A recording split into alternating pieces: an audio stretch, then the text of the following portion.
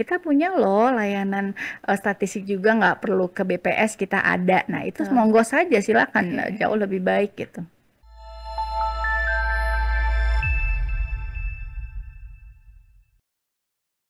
Assalamualaikum warahmatullahi wabarakatuh. Kembali lagi dalam acara UM Metro Podcast, podcastnya Generasi Sukses. Nah, kali ini bersama saya Risma Nela Zanati, ketemu lagi nih di podcast kita bareng-bareng kesayangan kita. Nah, hari ini tuh tamunya spesial banget karena kita ngundangnya jauh, yaitu dari BPS Kota Metro. Nah, ini dia, perkenalkan dengan Ibu Kepala BPS Kota Metro. Iya, perkenalkan saya Ibu Arum Purbawati. Alhamdulillah saat ini diamanahi sebagai Kepala BPS Kota Metro. Masya Allah. Nah, Ibu, ini kan Ibu sebagai Kepala BPS pasti Hmm. sibuk. Boleh tahu nggak sih kegiatan sehari-harinya kalau sebagai Kepala BPS tuh apa aja? Yakin mau dijelaskan?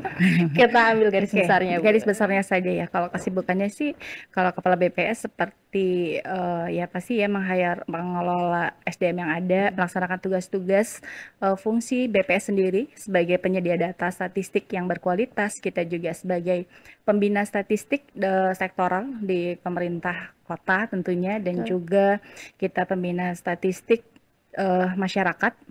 Makanya kenapa saat ini BPS ini sedang menggalakkan pembinaan di mana-mana, termasuk saat ini kita menggait akademisi melalui pojok statistik. Betul. Jadi memang sedang gencar-gencarnya adanya untuk berkolaborasi ya, Bu, Betul untuk sekali. meningkatkan literasi data. Nah, menurut Ibu sendiri pentingnya tuh seberapa sih literasi data ini untuk masyarakat luas atau untuk generasi-generasi sekarang? Tentu penting sekali ya, karena kita tahu eh, yang namanya kebijakan itu harus based on data. Betul. Jangan sampai kebijakan itu tidak berdasarkan data. Nih, contoh saja, misalnya kita mau bikin sekolahan. Kita mau bikin sekolahan, kan kita harus tahu di situ bakal ada murid atau enggak, ya kan? Betul.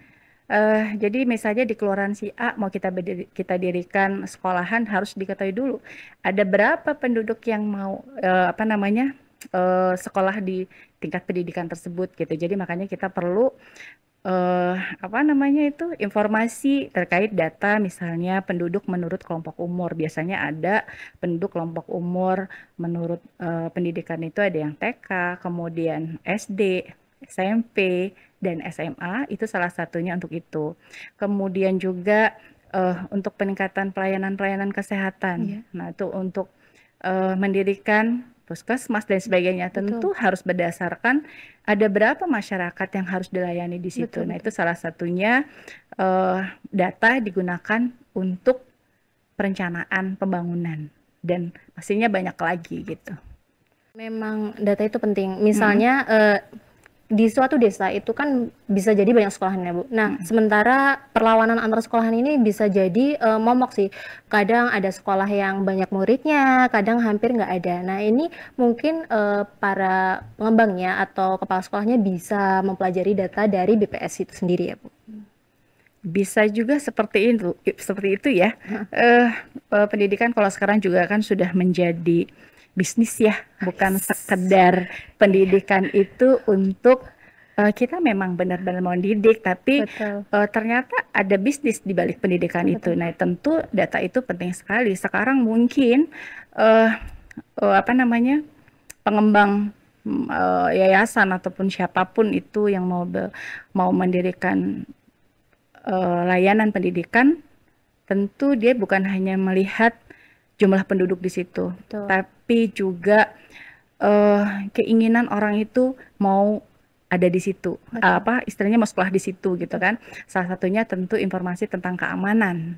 Aman gak sih saya dirikan di Iya, sekolah benar itu? benar benar. Nah, itu informasi Benar. itu data kan ya. Iya. Nah, jadi bukan sekedar maksudnya jumlah penduduk, tapi Oke. juga keamanan dan juga informasi-informasi lain kaitannya bagaimana ketika pendidikan itu dibangun di situ bakal bisa menyerap Em, eh banyak apa namanya ya, siswa Audiens, gitulah ya ya. betul. Nah, kalaupun kalaupun saat ini ada sekolah-sekolah yang sini kosong, Iya yang situ betul. enggak, itu kan memang masing-masing sekolah tinggal bagaimana membranding apa sekolah masing-masing Betul ya betul. untuk bisa menyerap ini, karena sekarang informasi sangat transparan. Jadi meskipun ada zonasi, Betul. tapi orang yang punya uang pasti punya hak untuk memilih bisa mendapatkan pendidikan yang lebih baik, mungkin itu.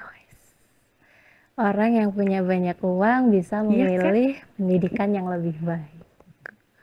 Gitu nggak sih? Iya bener Bu, bener banget. Kita juga mungkin ini privilege ya. Ya, Nah, itu sebagian dari privilege. Nah, kalau tadi kan kita berbicara tentang yang seputar Kota Metro nih. oke. Nah, selanjutnya kalau kontribusinya BPS Kota Metro untuk provinsi atau bisa jadi untuk nasional itu bagaimana, Bu? Apa nih kaitannya dengan Bisa untuk pembangunan juga atau bisa untuk hal ini ya lainnya? BPS sendiri ya, BPS Iya, bagaimana berkontribusi gitu ya. iya.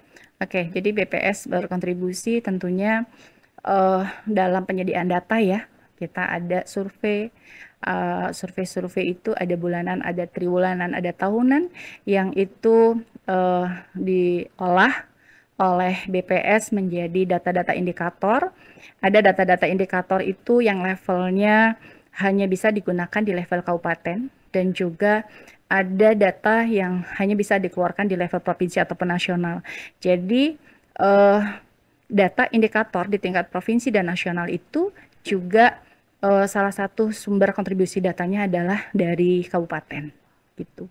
Oke, berarti memang sangat berpengaruh banget dari yang kabupaten nanti pindah ke provinsi, dari provinsi nanti bisa ke nasional. Jadi memang apa ya, segala keputusan itu bisa base data, jadi tidak salah sasaran gitu. Bisa dianggap seperti itu, Bu?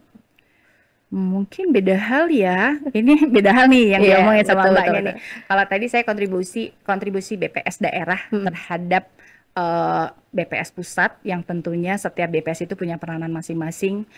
Kami misalnya BPS kabupaten kota itu mensupport pemerintah kota ini daerah, sedangkan BPS provinsi itu mensupport kebijakan pemerintah provinsi, oke. sedangkan untuk BPS pusat itu mensupport data untuk pemerintah pusat. Jadi itu mungkin ya kalau Oh, oke. kami sebagai BPS itu sebagai penyedia data. Jadi di situ apa namanya peranan kami gitu.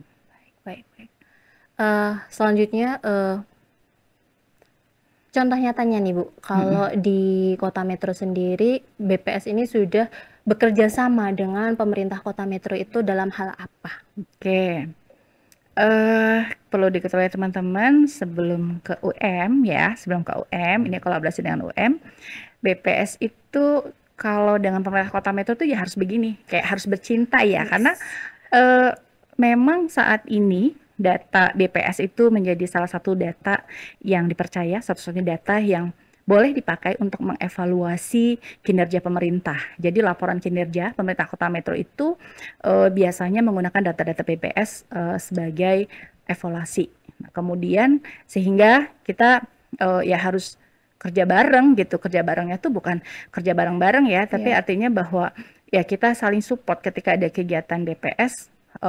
Kita ada kendala, itu insya Allah disupport dari pemerintah Kota Metro. Begitu juga ketika pemerintah Kota Metro membutuhkan data, eh, ada yang bisa kita bantu, kita bantu. Saat ini selain kolaborasi dan pemerintah Kota Metro, dalam pembinaannya ya saat ini kan kami ini sebagai pembina data.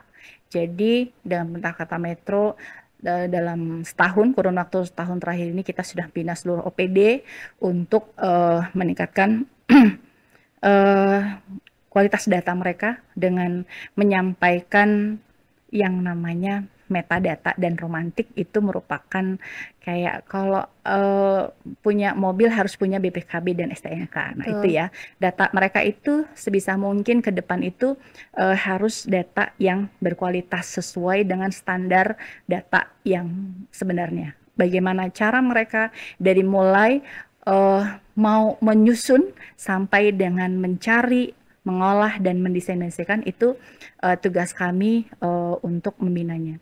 Kemudian kita juga sudah melakukan pembinaan, mungkin Kelurahan Cantik ya, Kelurahan Cita Statistik sudah 5 tahun terakhir ini kita sudah apa namanya sudah melakukan pembinaan Kelurahan Cita Statistik. Alhamdulillah 2 kelurahan hasil dari kita pembinaan Yosorjo dan Yosodadi itu sudah lolos menjadi kelurahan kayaknya juara nasional tingkat 1 deh di level nasional, yaitu mantan pernah dibina oleh kami. Kemudian ya kita disupport ya. Jadi selain kita melakukan pembinaan kelurahan, kita juga kolaborasi dengan universitas, dengan akademisi, yaitu dengan Dharma Wacana, Dharma Jaya juga tahun lalu, dan baru kemarin kami melakukan pembinaan juga di Dharma Wacana itu untuk PKM ya, program PKM ya, PKM. program PKM itu untuk berkolaborasi dengan BPS dalam mensupport program Kelurahan Cinta Statistik. Wow, jadi ini sudah semakin merambah diperkerucut ke universitas, ke akademisi. Nah, kemarin sempat saya lihat di YouTube-nya UM Metro itu ada peresmian pojok statistik. Nah, ini apa sih tujuannya didirikan atau adanya program ini dari BPS? Oke, pojok statistik seperti judulnya pojok. Mungkin peresmian baru tadi ya, kita peresmian itu tempatnya di pojok, dan seperti ujungnya statistik, tentu pojok statistik ini adalah salah satu pojok tempat untuk kita memberikan layanan statistik gitu kan ya. Potik, biasa disingkat dengan Potik, ini ada 5 tujuan sebenarnya. Yang pertama adalah untuk peningkatan sistem statistik nasional sebagai tujuan dari pembinaan BPS sendiri, penguatan. Kemudian yang kedua untuk literasi, karena di kegiatan pojok statistik kita melakukan edukasi ya melalui pembinaan-pembinaan kepada agen-agen yang sudah kita rekrut. Kemudian yang ketiga, kita juga meningkatkan kolaborasi tentunya ya. Jadi kolaborasi antara BPS dan akademisi jadi makin kenceng kan ya, karena adanya Potik, karena ada kegiatan evaluasi dan seterusnya, dan ada yang lainnya.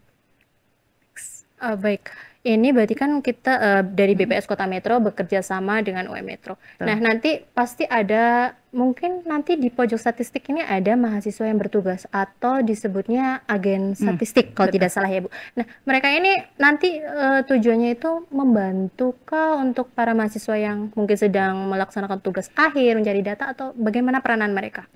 Oke, pojok statistik ini kan salah satu program layanan ini memang kita tujukan untuk mahasiswa, membantu mahasiswa dalam memperoleh data-data indikator dari BPS itu sendiri.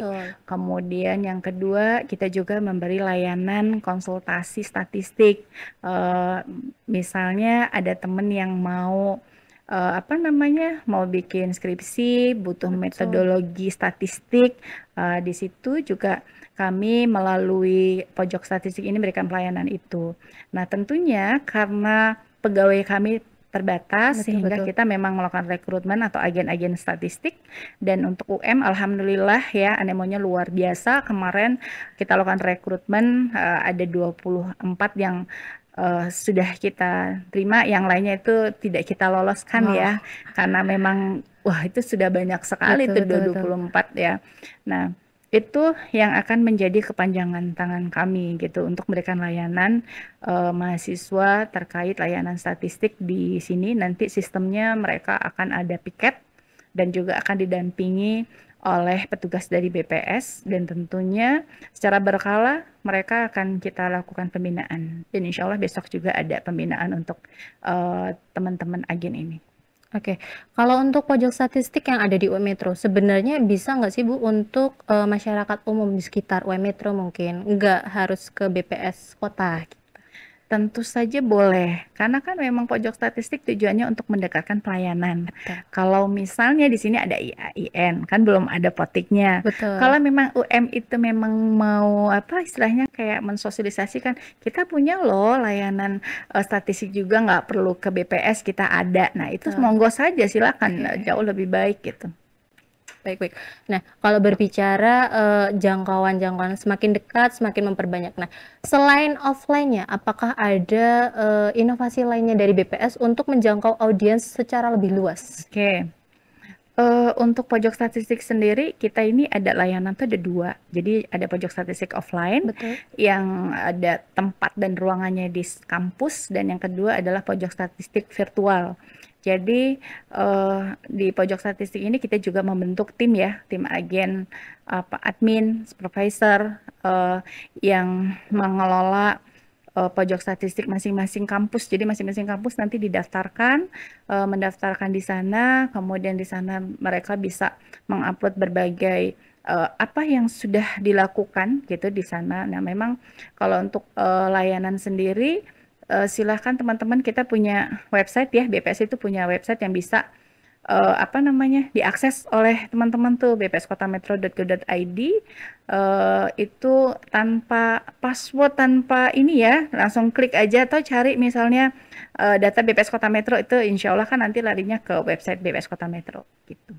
Baik, berarti memang sudah dikembangkan maupun offline maupun online-nya. Nah, selanjutnya kalau berbicara pengembangan, nah ini tuh ada tantangannya nggak sih Bu? Apalagi kan nggak hanya berbicara tentang masyarakat umum, berbicara juga dengan mahasiswa. Nah, ini tantangannya ada nggak Bu? Alhamdulillah ya, sepanjang saya melakukan pembinaan, tantangannya itu sebenarnya justru waktu kalau kami ini. Kalau untuk teman-teman itu sebenarnya tinggal bagaimana kita, kalau kita menginformasikan dengan benar gitu kan ya, menyampaikan bahwa ini penting loh, literasi data itu penting gitu ya. Alhamdulillah kita diterima ya, kita kadang-kadang itu kalau ketemu dengan emang orang yang kesadaran statistiknya masih kurang. Nah, itu sih tantangannya Ya, itu. betul. Ya. Dari BPS sendiri ada rencana jangka panjangnya nggak Bu untuk kedepannya tentang literasi data ini termasuknya?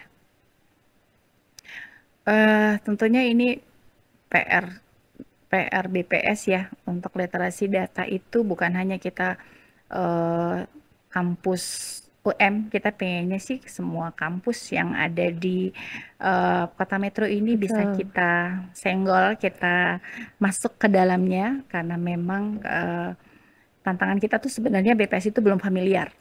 BPS itu belum familiar ya. Kita kalah tenar dengan BPJS. Kalah dengan instansi sebelah ya. Kayaknya kalau tenar, iya saya sering banget gitu kan ya itu. Nah, jadi apa namanya, itu PR kita itu ya, kita kurang ini sehingga jangka panjangnya adalah kita akan mengunjungi semua akademisi, akan kita rangkul semua yang ada di Kota Metro, dan juga insya Allah untuk di Kota Metro pun kelurahan, dari 22 kelurahan kita ini sudah menyelesaikan hampir setengah dari kelurahan itu yang sudah kita bina.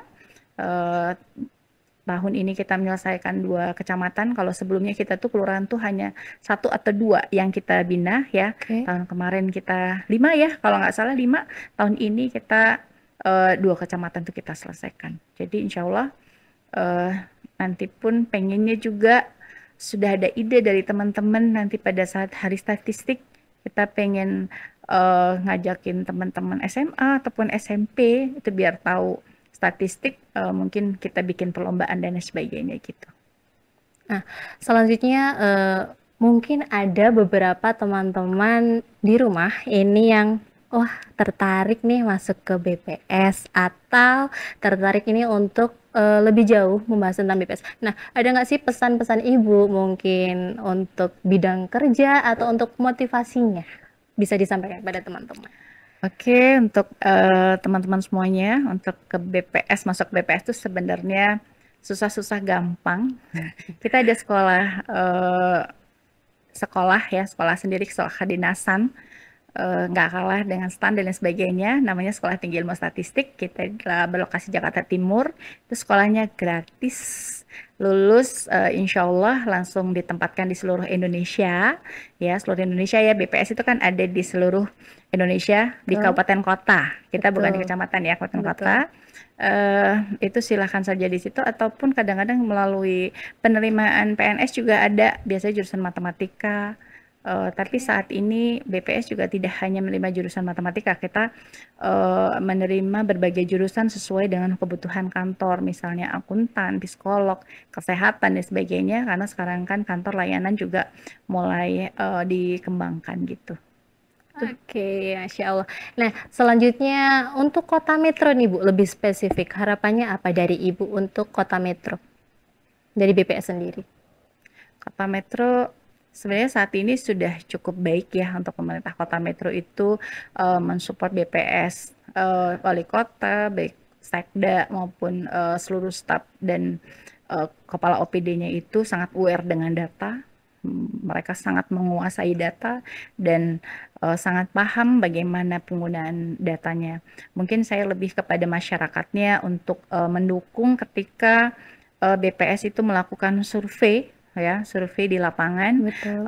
Itu minta tolong kalau menjawab itu dengan sejujur-jujurnya apa adanya. Karena data teman-teman itulah yang kita olah. Jadi kalau datanya itu asal ya kita kan nggak tahu, petugas juga nggak tahu ya ke lapangan itu ketika kita tanya misalnya kita kan ada survei namanya survei sosial ekonomi nasional dan itu untuk menghitung indikator salah satunya angka kemiskinan. Jadi kalau misalnya ditanya ibu makan apa, berapa, kalau dia jawabnya asal, seharusnya sekilo, dia jawabnya 2 kilo, sebenarnya 2 kilo jawab sekilo, ya kan jadinya jadi meleset gitu hasilnya. Jadi ya kita tidak bisa ini apa-apa juga ya, jadi semua itu tergantung bagaimana masyarakat mensupport kami melalui menjawab data-data pada saat kita melakukan survei. Baik CVKW Metro, itu tadi bincang-bincang kita dengan Ibu Arum Purbawati, SST, selaku Kepala BPS Kota Metro. Jadi teman-teman, memang literasi data itu sangat penting untuk kebijakan, untuk yang membantu kita juga skripsian akhir masa kuliah ini juga sangat penting. Nah, sampai jumpa di episode podcast selanjutnya. Bersama saya Risma Nela Zanati. Wassalamualaikum warahmatullahi wabarakatuh. Waalaikumsalam.